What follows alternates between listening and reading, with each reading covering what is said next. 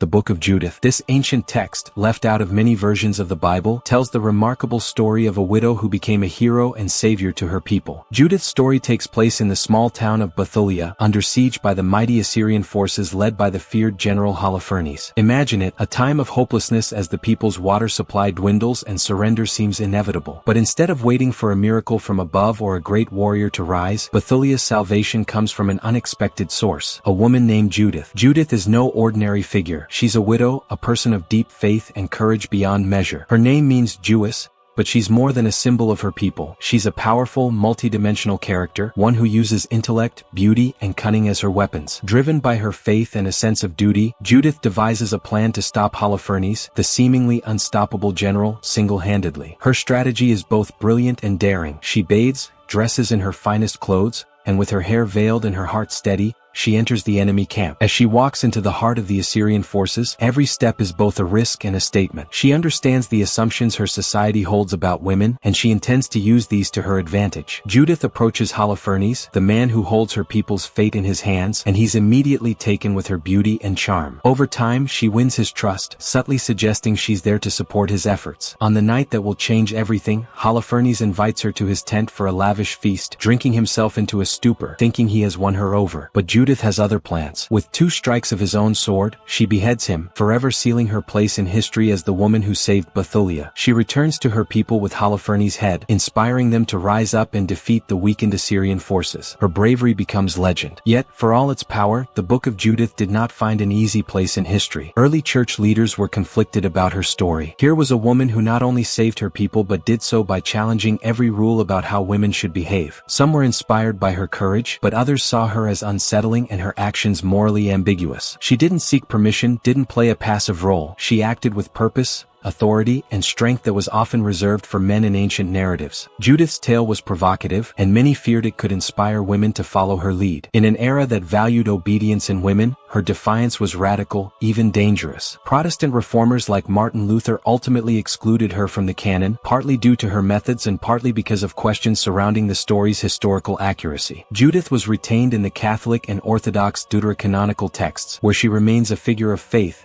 but her story was banned from the Protestant Bible. Today, the Book of Judith is more than a story, it's a symbol. Modern readers find inspiration in her courage and her willingness to take matters into her own hands, even if it meant embracing morally gray actions. Judith reminds us that faith, courage, and agency are not limited to those in power or to men alone. Her story challenges us to rethink who gets to be a hero and what heroism truly means. So, why was the Book of Judith banned?